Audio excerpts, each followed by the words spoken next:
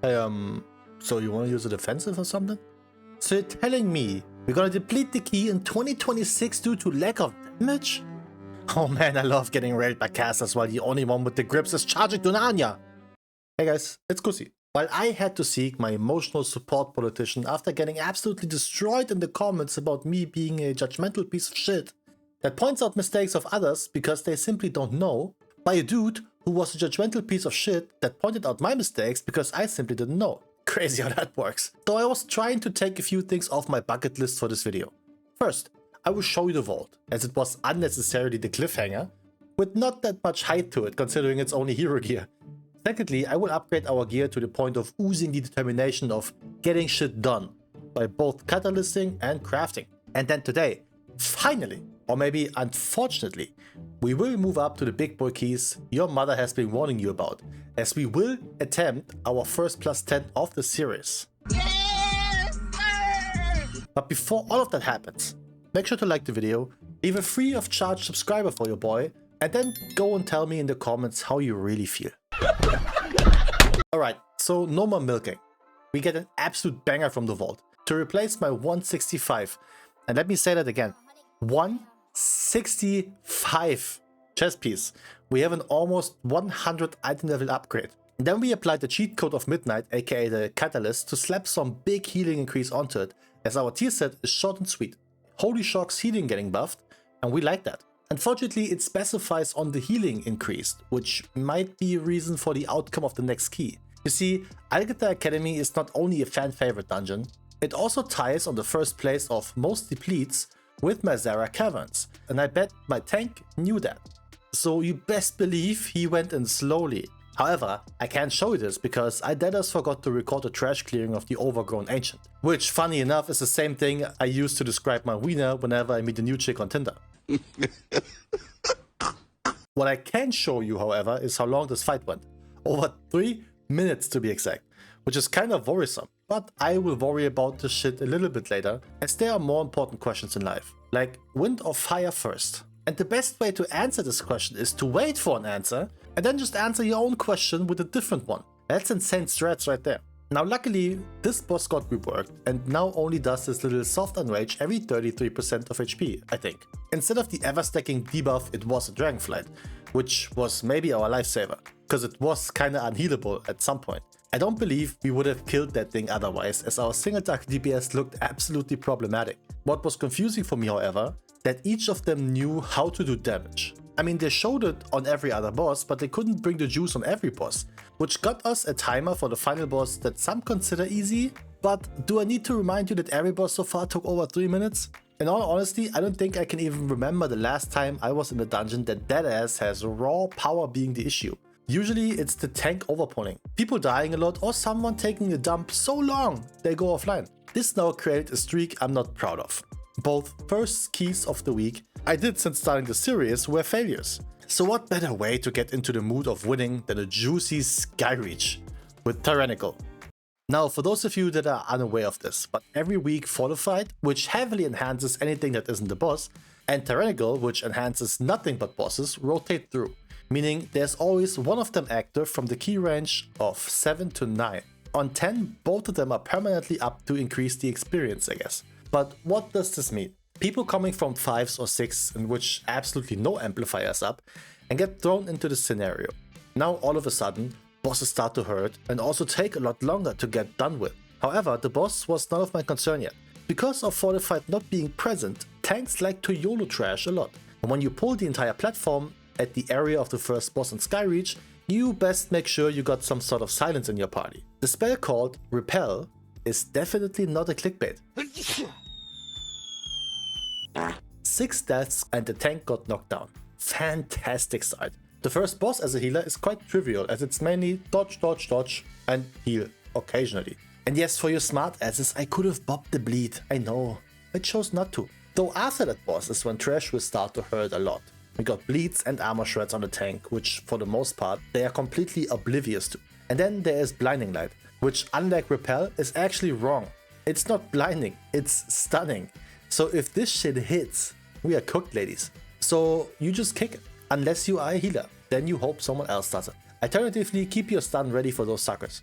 Argnath? That's gotta be racist. There's no way. It's a bit different though. You actually need to heal here. Not only are those nasty beams channeling some solid damage into 3 party members almost non-stop, he also does some big stomp that, as my teenage neighbor would say, rips ass. So be prepared for their asses to be ripped and make sure to Divine Toll on cooldown, at least on Paladin. Rugran, on the other hand, is a mix between the first and the second boss. There's nothing to do until there is. Bird's AoE, boss AoEs, boss bleeds, and boss rips ass whenever the party ain't playing it proper. I can't decide between my favorites so far. Either it's the range players hugging the pillar, ensuring their position is so good that I can't even see them, or the tank not knowing he needs to be on the boss ASAP, otherwise we get splooshed. However, I did whip out my raid leading knowledge from Legion, and thus this was not a problem. Well, almost not a problem. Not a problem. That's what happens, by the way, if the tank ain't quick enough. Luckily, this progress session was with gamers that could adapt on the fly. And so we move on to the bigger dungeon. Pit of Saron, +9. I only healed this on +4 so far, I believe. But from a memory of playing DPS, this is going to be free. Totally. Nothing to heal here. Absolutely nothing. And this is without fortified. However, due to my seemingly convincing output, our tank kept YOLOing some decently sized pulls. But with every tank that does this thing with a positive outcome, they just keep going. So we pulled bigger than before and totally ignored the casters in the back. Man, at this point, I'd wish for Blizzard to implement the mechanic that allows you to snatch random trash mobs towards you. You know, like a hook or, you know, a grip of death. I got so mad because this was an absolute stellar run so far, and dying again due to low spacing, FX hitting and more frozen shit, it didn't help. You're joking. Luckily, the team got together once more, ending the key still comfortably, but leaving a sour taste in my mouth. And with that, we enter the danger zone. But not before we replace our last dogshit item we have to top our item level to 254. Now hear me out. Doing 10s with a role you never done it before can be a bit concerning.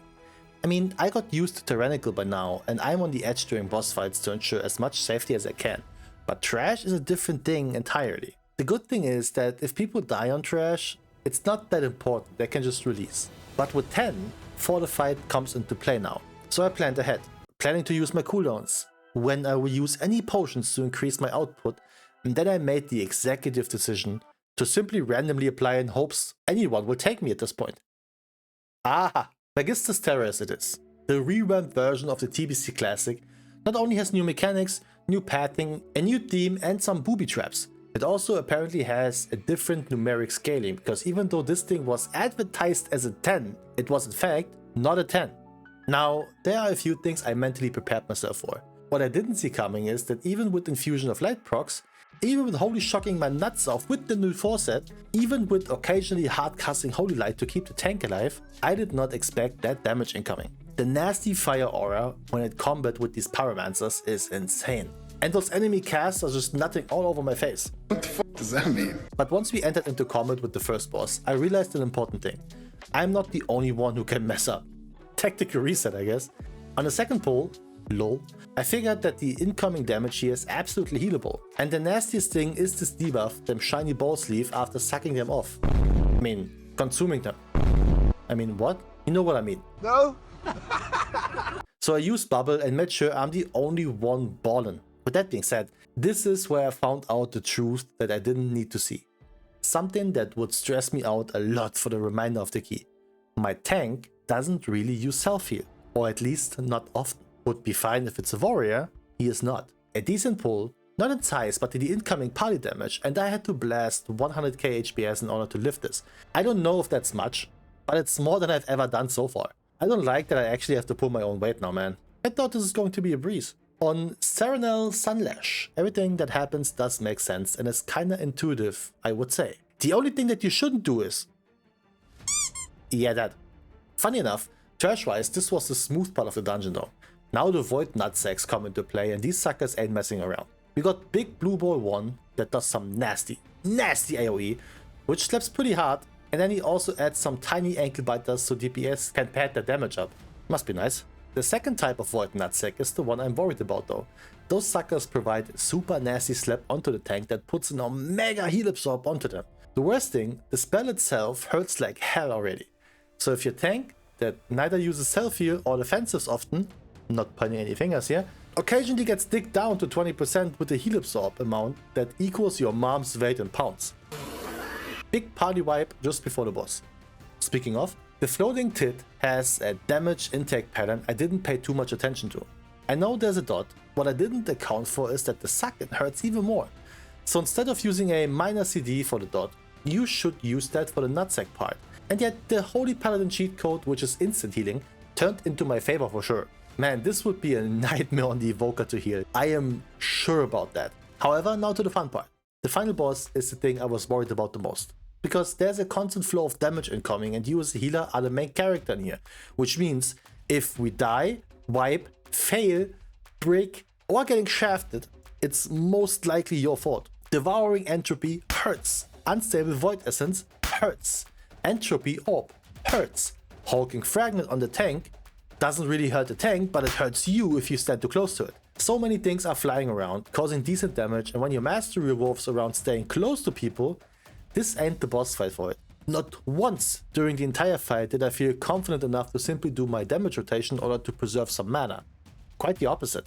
I needed to stop myself from sending too many holy lights, cause that wouldn't be sustainable at all. But with all that decision making, that force healing, the mechanics going out, I checked the timer and I realized, LOL! Easy, we could wipe, no biggie. And with that, first key of the vault time. Barely an inconvenience, I might say. Thus, I conquered the world of Warcraft, and my grind towards the magical vault has finally paid off. Now up to new levels, new heights. As 11s, it's not enough for me to prove to you all that healing is piss easy.